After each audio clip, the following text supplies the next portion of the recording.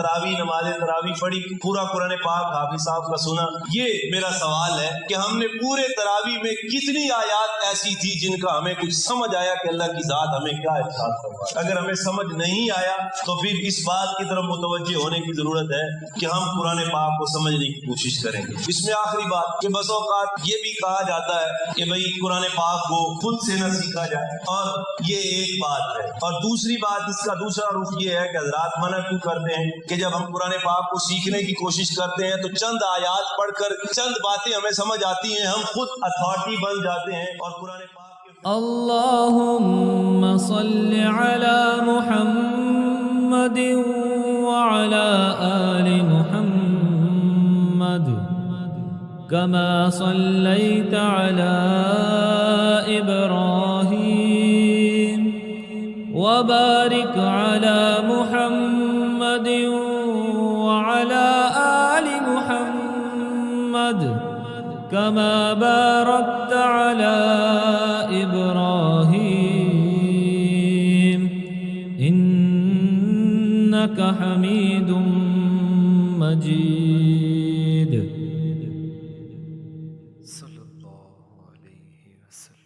وَلَقَدْ يَسَّرْنَا الْقُرْآنَ لِلذِّكْرِ فَهَلْ مِن مُدَّكِرٍ. اس بات میں کوئی شک نہیں، یہ پکی اور سچی بات ہے کہ ہم نے اس قرآن پاک کو آسان بنایا ہے. فَهَلْ مِن مُدَّكِرٍ، کوئی ہے اس کو حاصل کرنے والا، کوئی سیکھنے والا، کوئی سمجھنے والا، کوئی اس سے نصیحت حاصل کرنے والا.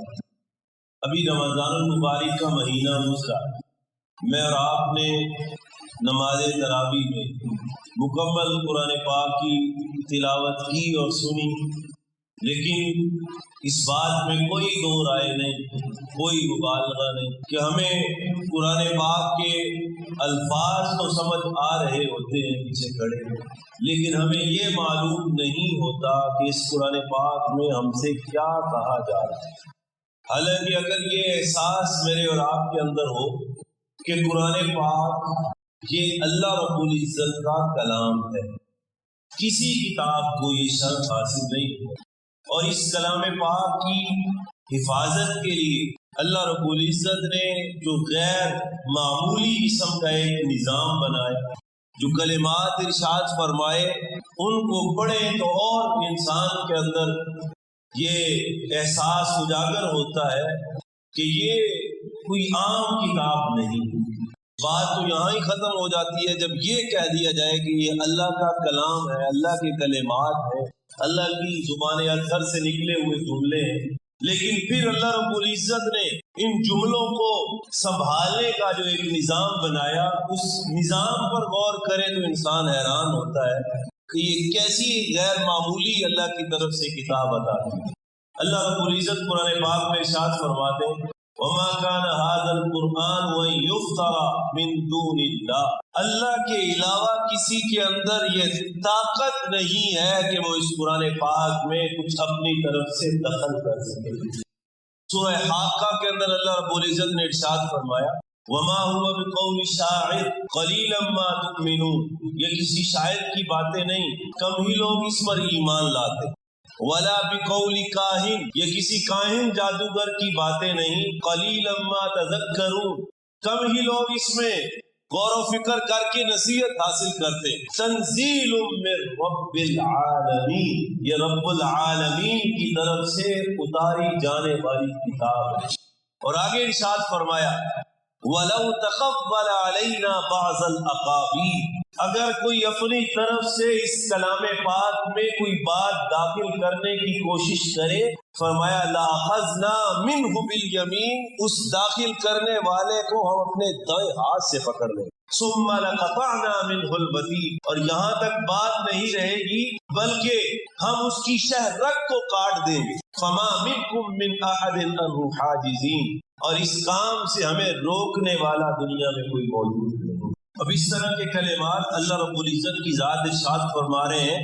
جب اللہ کا کلام تھا تو تب ہی یقین ہو گیا کہ اس میں کسی اور کا کوئی دخل نہیں ہو سکتا، لیکن اللہ رب العزت کا بار بار ایسے کلمات کا ارشاد فرمانا یہ مزید مہر ثبت ہے، یہ تاکید ہے اور بات میں وزن پیدا کرنا ہے۔ اللہ کہتے ہیں جو اس میں بات کو داخل کرنے کی کوشش کرے گا اور اس کی چہرہ بھی کاٹ دے۔ یہاں تک کہ اللہ رب العزت کی ذات نے نبی کریم صلی اللہ علیہ وآلہ وسلم جن پر اس کلام پاک کو نازل کیا گیا ان کو بھی اس بات کا اختیار نہیں دیا کہ وہ اپنی طرف سے اس کلام پاک میں کوئی بات ڈال دیں۔ قرآن پاک میں اللہ رب العزت ارشاد فرماتے ہیں قُلْ مَا يَكُونُ لِي أَن أُبَدِّلَهُ مِن تِلْقَاءِ نَفْسِي، اے پیغمبر ان سے فرما دیجئے اللہ نے مجھے اس بات کا اختیار نہیں دیا کہ میں اپنی طرف سے اس کلام پاک میں کسی بات کو داخل کر سکوں، اس کے کلمات کو بدل سکوں۔ تو جب اس کلام پاک کے لیے اس طرح غیر معمولی قسم کے انتظام کے وسیلے بنائے جا رہے ہوں اور باتیں بتلائی جا رہی ہوں، اس کے بعد اس کی اہمیت اور بڑھ جاتی ہے۔ قرآن پاک وہ کتاب ہے جس کتاب میں اللہ رب العزت نے کئی کثرتوں کو وحدت کے اندر تبدیل کر کے دنیا کو ایک نظام دیا۔ بہت ساری چیزیں اسلام کے آنے سے پہلے، قرآن پاک کے نازل ہونے سے پہلے کئی کثرتوں میں تھی،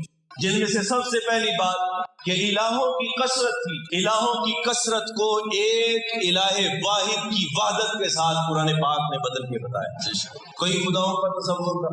پرشین امپائر جو تھے ان کا تصور یہ تھا کہ دو خدا موجود ہیں، ایک خیر کا خدا ہے، ایک شر کا خدا ہے۔ قرآن پاک میں اللہ نے ارشاد فرمایا لا تتخذوا الہین اثنین، یہ عقیدہ نہ بنانا کہ دو الہ موجود ہیں، انما هو الہ واحد، اگر کوئی الہ اور خدا موجود ہے وہ ایک ہی خدا موجود ہے۔ کئی خداؤں کا تصور تھا، ایک خدا سے اس کو بدل دیا۔ رومن امپائر کے ماننے والے تین خداؤں کا تصور رکھتے تھے۔ اللہ نے اس کو قرآن پاک میں اس کا رد فرمایا لقد کفر الذین قالوا ان اللہ ثالث ثلاثہ، وہ لوگ کفر کا راستہ اختیار کرنے والے ہیں جو کہتے ہیں اللہ تینوں میں سے تیسرا ہے۔ ان کے اس عقیدے کا رد کر یا اہل الکتاب، اہل کتاب لا تغلو فی دینکم، اپنے اس دین میں غلو نہ کرو، حد سے نہ بڑھ جاؤ، ولا تقولوا علی اللہ الا الحق، وہی بات کہو جو سچی بات ہے۔ انما المسیح عیسی ابن مریم رسول اللہ و کلمتہ، جو مسیح جن کو تم خدا کا درجہ دے رہے ہو وہ خدا نہیں بلکہ اللہ کے رسول ہیں اور ان کی ایک نشانی ہے۔ القاہا الی مریم وروح من، اللہ نے حضرت مریم علیہ السلام کے اندر ان کی روح کو ڈالا ہے۔ ولا تقولوا ثلاثہ، اپنی زبانوں پر اس طرح کے کلمات نہ لاؤ کہ خدا تین موجود ہیں، بلکہ تمہارا تصور یہی ہونا چاہیے کہ انما هو الہ واحد، اللہ کی ذات ایک ہے۔ تین خداؤں کے کئی خداؤں کے تصوروں کو ختم کیا۔ مشرکین مکہ کئی خداؤں کا تصور لیے ہوئے تھے اور مورتیاں اور بت بنائے ہوئے تھے، اور یہ مورتیاں اور بت انہوں نے یہ نہیں تھے کہ وہ دیوانے تھے، پاگل اور مجنون تھے کہ خدا واحد کو چھوڑ کر انہوں نے کہا کہ وہ خدا نہیں یہ خدا ہے، بلکہ جتنی معتبر اور مقدس ہستیاں گزری تھیں ان کی تشبیہات اور ان کی تمثیلات اور ان کی تصویروں کو مد نظر رکھتے ہوئے وہ بت بنائے اور ان کے ناموں کے ساتھ ملتے ہوئے ان کو نام دیے۔ ہبل بہت بڑا بت تھا مکے کے اندر، حضرت آدم علیہ السلام کے بیٹے حضرت حابیل کے نام پر اس کو رکھا گیا، اس کی مورتی بنائی گئی، اور یہ تصور نہیں تھا کہ یہ خدا ہے، بلکہ تصور یہ تھا کہ اصل خدا تو وہی ہے، یہ اس خدا کے معاون اور مددگار ہیں اور اللہ کے قریب پہنچنے میں ہماری معاونت کرتے ہیں۔ ما نعبدهم من اللہ زلفا، ہم ان کے قریب اس لیے نہیں ہوتے کہ ہم ان کو خدا سمجھ رہے ہیں، ان کی عبادت اس لیے کرتے ہیں کہ اللہ کے قریب ہمیں لے کر جائے۔ اللہ نے ان کے ان تصورات کا بھی قرآن پاک میں رد فرمایا لو کان فیہما آلہۃ الا اللہ لفسدتا، اگر اس کائنات میں کئی اور خدا اور معبود ہوتے تو یہ نظام کرم برم ہوگا۔ اور پھر قرآن پاک کی ایک جامع آیت ارشاد فرما دی قل هو اللہ احد، اے پیغمبر ان سے فرما دیجئے اللہ تو ایک ہی ہے، اس کے علاوہ کوئی اور معبود نہیں۔ کئی خداؤں کا کئی الہوں کے تصور تھے، کثرت تھی ان کی، قرآن پاک نے ان سارے معبودان باطلہ کے تصور کو رد کر کے ایک خدا کا تصور ہمیں، یہ ہمیں قرآن پاک کے مطالعہ سے پتہ چلے۔ پھر کئی ادیان کے تصور تھے، مسیحیت علیحدہ تھی، نصرانیت بھی اس کا نام تھا، یہودیت اپنے پر پھیلائے ہوئے، زرتشت علیحدہ تھے، مجوسی علیحدہ تھے، اور دین ابراہیمی پر جو بتوں کی پوجا بھی ساتھ کر رہے تھے وہ علیحدہ دین کو اپنائے ہوئے تھے، آتش پرست علیحدہ تھے، چاند اور سورج کی پرستش کرنے والے علیحدہ تھے۔ اللہ نے ان سارے ادیان کی نفی کر کے اس قرآن پاک میں ارشاد فرمایا ان الدین عند اللہ الاسلام، اگر اس دنیا میں کوئی دین اور اس مذہب چلے گا تو وہ ایک ہی دین ہوگا جس کو اسلام کہا جائے. اور یہاں تک ارشاد فرما دیا وَمَن يَبْتَغِي غَيْرَ الْإِسْلَامِ دِينًا فَلَن يُقْبَلَ مِنْهُ، جو اللہ کے علاوہ اس دین اسلام کے علاوہ کوئی اور دین کا تصور لے کر آئے گا اس دین کو قبول نہیں کیا جائے. یہاں تک کہ خطبہ حجۃ الوداع کے موقع پر آخری آیت بھی نازل کر کے ارشاد فرما دیا اليوم اکملت لکم دینکم، آج تمہارا دین مکمل ہو گیا. واتممت علیکم نعمتی، اور تم پر اپنی نعمت کو بھی میں نے مکمل کر دیا. ورضیت لکم الاسلام دینا، اور تمہارے لیے جس منشور اور لائف سٹائل کو مقرر کیا گیا وہ اسلام کا ضابطہ حیات ہے اور طرز ہے اور طرز زندگی. قرآن پاک میں اس کو بدل دیا. عمر فاروق رضی اللہ تعالیٰ عنہ نبی کریم صلی اللہ علیہ وسلم کی خدمت میں موجود ہے اور ہاتھ میں کچھ وہ پرانے صحیفے تورات کے اٹھائے ہوئے اور ان کا مطالعہ کر رہے. اب نبی کریم صلی اللہ علیہ وآلہ وسلم کی جب نظر پڑی تو آپ کے چہرے کی رنگت تبدیل ہوئی. ساتھ میں حضرت ابوبکر صدیق جو چہرہ شناس مصطفیٰ تھے صلی اللہ علیہ وآلہ وسلم، مزاج شناس تھے، آقا علیہ الصلوۃ والسلام کے مزاج میں تبدیلی آتے ہی محسوس کیا. حضرت عمر فاروق رضی اللہ تعالیٰ عنہ کو کونی مار کر اشارہ کیا کہ بھئی اس کو بند کرو، یہ جو تم کھول کے بیٹھے ہو تورات کا نسخہ آقا علیہ الصلوۃ والسلام پسند نہیں کر رہے، اس کو کھول. اب عمر فاروق رضی اللہ تعالیٰ عنہ نے اس تورات کے نسخے کو بند کیا اور آقا علیہ الصلوۃ والسلام کی طرف متوجہ ہوئے تو نبی کریم صلی اللہ علیہ وسلم نے ارشاد فرمایا عمر لو کان موسیٰ حیا ما وسعہ الا اتباعی، اگر آج حضرت موسیٰ علیہ الصلوۃ والسلام خود بھی زندہ ہوتے تو میری اتباع کے علاوہ کوئی اور ان کے پاس راستہ نہ ہو. کئی ادیان تھے، ان کو ایک کثرت کے ساتھ حضرت عمر فاروق رضی اللہ تعالیٰ عنہ رضیت باللہ ربا وبالاسلام دینا وبمحمد نبیا، اے اللہ کے پیارے پیغمبر میں اللہ کے الہ ہونے پر راضی ہوں اور دین اسلام کے مل جانے پر راضی ہوں اور آپ محمد صلی اللہ علیہ وآلہ وسلم کے نبی ہونے پر راضی. کئی ادیان کی کثرت کو ایک دین اسلام سے بدلا. کئی نظام حکومت چل رہے تھے، کئی سیاسی نظام تھے، ان سارے نظام کو ایک نظام جو دین اسلام کا نظام ہوگا اس کے ساتھ بدلا. وعد اللہ الذین آمنوا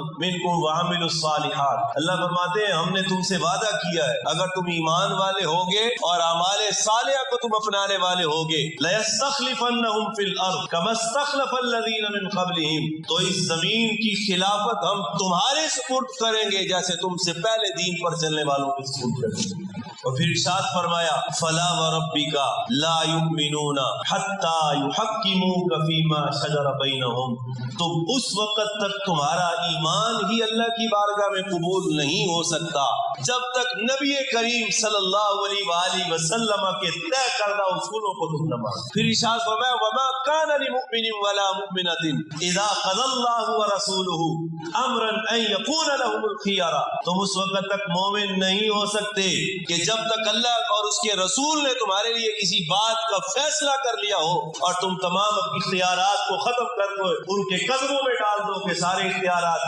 آپ کے قدموں پر نشاور کر دیں، آپ کی زبان سے نکلے ہوئے فیصلوں کو ماننے کے لیے تیار.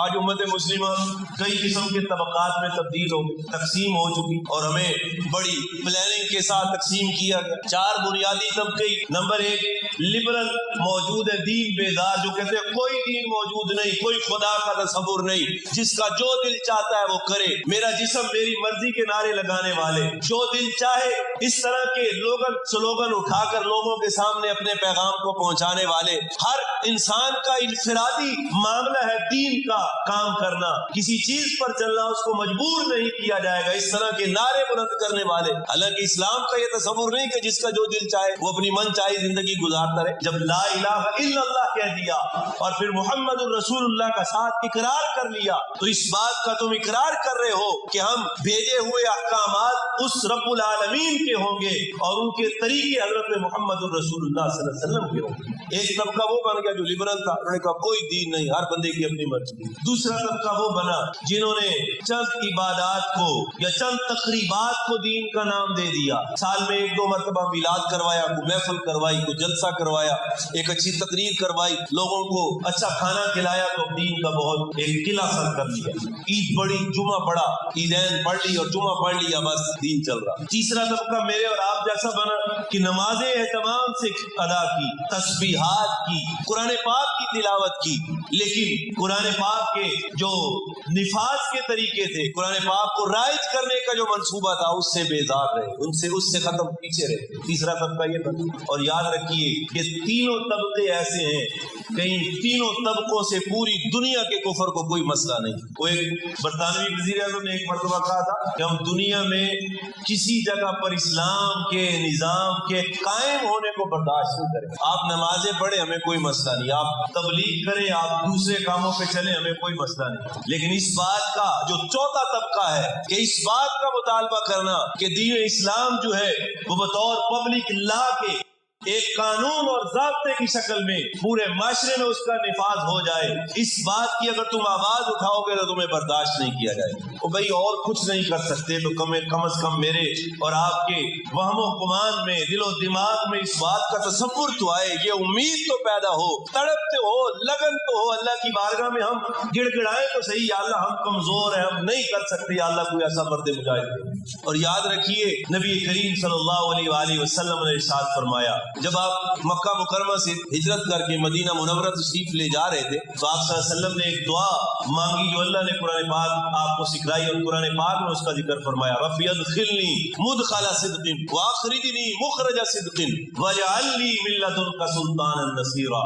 یا اللہ ہمارا نئے شہر میں داخل ہونا، یا اللہ اس کو بھی ایک بابرکت بنا دے، اور اس شہر کو چھوڑ کر جانا یا اللہ اس کو بھی بابرکت بنا دے۔ اور اگلی بات جو ارشاد فرمائی، واجعل من لدنک سلطانا نصیرا، یا اللہ اپنی جناب سے ہمیں اتنی طاقت عطا فرما کہ ہم اقتدار کو پائیں۔ آقا علیہ الصلوۃ والسلام نے ارشاد فرمایا کہ جب دین اسلام کا نظام قائم کیا جاتا ہے اس کے ساتھ ان فتنوں کا بھی رد ہو جاتا ہے جو محض قرآن پاک پڑھنے سے انسان نہیں کر سکتا۔ یہ 4 طبقوں میں امت تقسیم ہو گئی، یہ جذبات بنیں گے کیسے جب ہم قرآن پاک کو پڑھیں، قرآن پاک کے نظام کو نافذ کرنے کی دل میں خواہش رکھیں۔ قاری صاحب نے پورا رمضان قرآن پاک سنایا، ہم پیچھے ہاتھ باندھ کے کھڑے رہے، ہمیں سمجھ آئی الحمدللہ رب العالمین کی یا اللہ اکبر، یا آخر پہ جب حضرت نے کہا آیت کو لمبا کیا یعلمون، ہمیں پتہ چلا کہ اب رکوع ہونے والا ہے، ہم فوراً ایکٹیو ہو گئے بس۔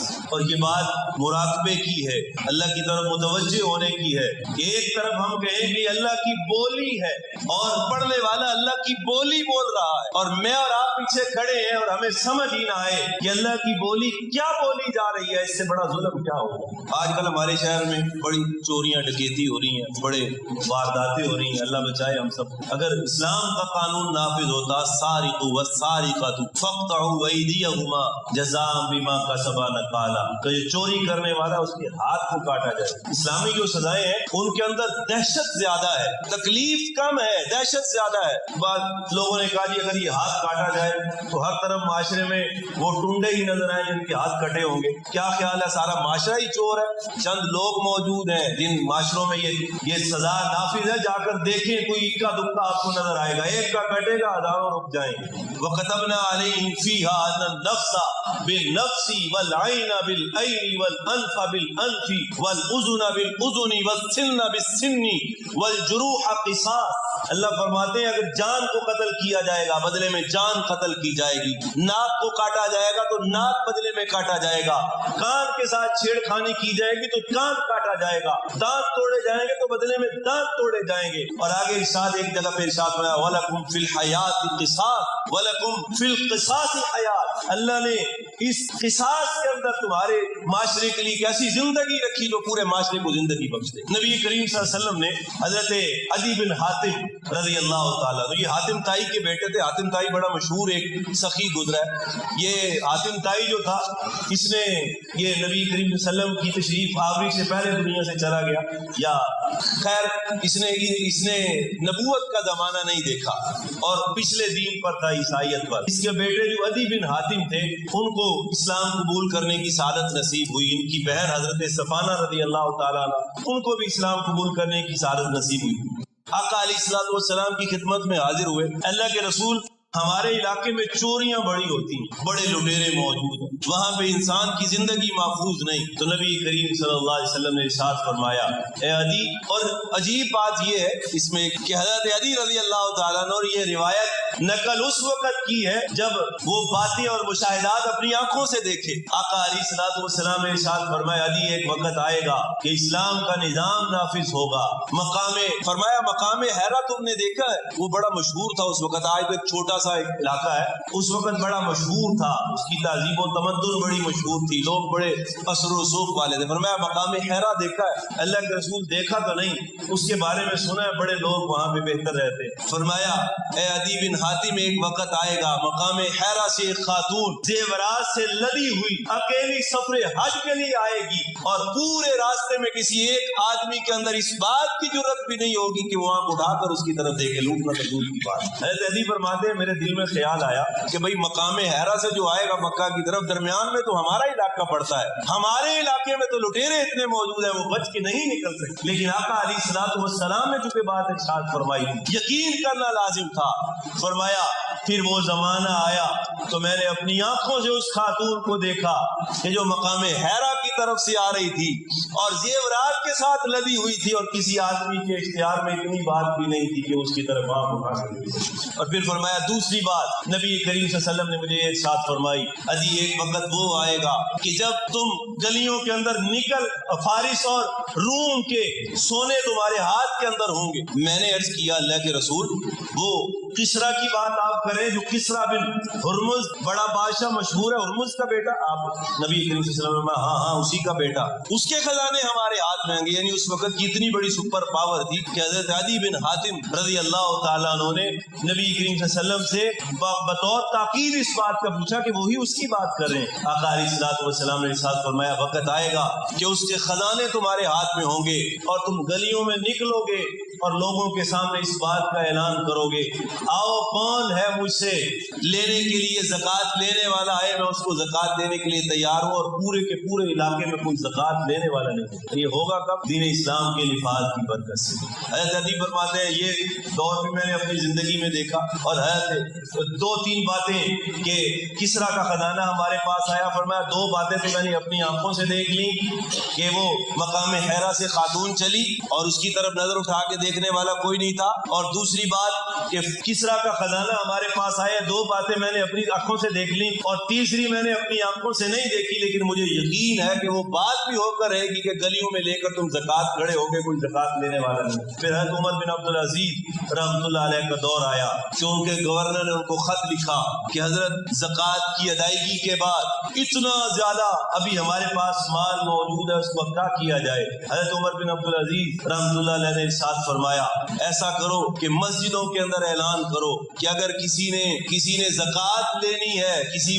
کے پاس اسباب موجود نہیں ہے, ہمارے پاس بیت المال میں کچھ مال موجود ہے, وہ آ کے لے جائے. انہوں نے دوبارہ خط لکھا کہ یہ اعلان کر چکے, کوئی لینے کے لیے نہیں آیا. پھر فرمایا تم اعلان کرو اگر کسی نوجوان کا نکاح ہونے والا ہے اور خاتون نکاح کرنے والی اور مال و اسباب موجود نہیں ہے, اس مال سے ان کو مال دیا جائے اور وہ نکاح کر سکیں. فرمایا کہ ہم یہ بھی اعلان کر چکے, کوئی لینے کے لیے نہیں آیا. کہا یہ اعلان کرو اگر کسی خاتون کا کسی نے حق مہر ادا نہ کیا ہو, اس حق مہر کو اس مال سے ادا کر دیا جائے. کہا یہ بھی اعلان ہو چکا, کوئی نہیں آیا. کہا اس بات کا اعلان کرو کسی کا قرض اگر ادا نہ ہوا ہو ہم اس مال سے اس کا قرض ادا کریں گے. فرمایا یہ بھی اعلان ہو چکا, کوئی اس مال کو پھر بھی لینے کے لیے نہیں آیا. کسی نے اس بات کو پڑھتے ہوئے ایک مولانا سے سوال کیا کہ حضرت یہ کیسے ممکن ہو سکتا ہے کہ مال لے کر کھڑے ہوں اور کوئی مال لینے کے لیے نہ آئے. فرمایا تمہیں اس بات کا علم نہیں کہ اس وقت کے حکمران حضرت عمر بن عبدالعزیز جس کو عمر ثانی کہا جاتا تھا, حضرت عمر فاروق کے طریقے پر چلنے والے تھے. ان کی اپنی کیفیت یہ تھی کہ جب بازار سے گزرے انگوروں پر نظر پڑی اور دل میں یہ حسرت پیدا ہوئی کہ ان انگوروں کا ایک خوشہ لے کر کھاؤں, لیکن جیب میں پیسے موجود نہیں تھے. امیر المومنین تھے, گھر میں گئے اپنی زوجہ سے کہا کچھ پیسے पैसे अगर मौजूद है तो मैं अंगूर खाना चाहता हूँ। उन्होंने कहा जब आपकी जेब में मौजूद नहीं तो मेरे पास कहाँ से आ सकते हैं। और साथ में उस खातून ने एक तंजिया सा उनको एक जुमला कहा कि आप अच्छे अमीरुल मोमिनीन हैं कि आपके पास इतने पैसे भी मौजूद नहीं कि आप अंगूरों का एक खोशा ले सकें, तुम्हारे खजाने तो भरे हुए हैं। हज़रत उमर बिन अब्दुल अजीज रहमतुल्लाह अलैह ने इरशाद फरमाया वो माल जो बैतुल माल में जमा है वो माल नहीं, वो अंगारा है, अंगारा। अगर उसको मैं ले लूं तो अपनी जिंदगी में अंगारे भरने वाला। मैं जब हुक्मरान इस तरह का होगा तो फिर ऐलान इस तरह होगा। ये कुरान और सुन्नत की तालीमात जो कुरान पाक हमें बार बार पढ़ के सुना रहा है, तो हम इस बात का अज़म और इरादा करें इंशाअल्लाह इस पर मजीद भी बात हो। कि हमने तरावी पढ़ी, आखिरी दोबारा सवाल दोहराने लगा, हमने तरावी नमाज तरावी पढ़ी, पूरा कुरान पाक हाफिज साहब का सुना। ये मेरा सवाल है कि हमने पूरे तरावी में कितनी आयात ऐसी थी जिनका हमें कुछ समझ आया कि अल्लाह की जात हमें क्या इरशाद फरमाए। अगर हमें समझ नहीं आया तो फिर इस बात की तरफ मुतवज्जे होने की जरूरत है कि हम कुरान पाक को समझने की कोशिश करेंगे। इसमें आखिरी बात कि बस औकात ये भी कहा जाता है कि भाई कुरान पाक को खुद से न सीखा जाए, और ये एक बात है। और दूसरी बात, इसका दूसरा रुख ये है कि हज़रात मना क्यों करते हैं कि जब हम कुरान पाक को सीखने की कोशिश करते हैं तो चंद आयात पढ़कर चंद बातें हमें समझ आती हैं, हम खुद अथॉरिटी बन जाते हैं और कुरान पाक के फैसले सादर करना शुरू कर देते हैं कि कुरान पाक में तो ये इरशाद फरमाया। इंशाअल्लाह इस मौजू पर अगले जुम्मे भी बात होगी और इस उन्वान पर भी इंशाअल्लाह बात होगी कि इसकी क्या इंतहाएं हैं। अल्लाह ताला मुझे और आपको कुरान पाक सीखने का जज्बा हमारे अंदर पैदा फरमाए और शौक पैदा फरमाए। आमीन व अल्हम्दुलिल्लाह।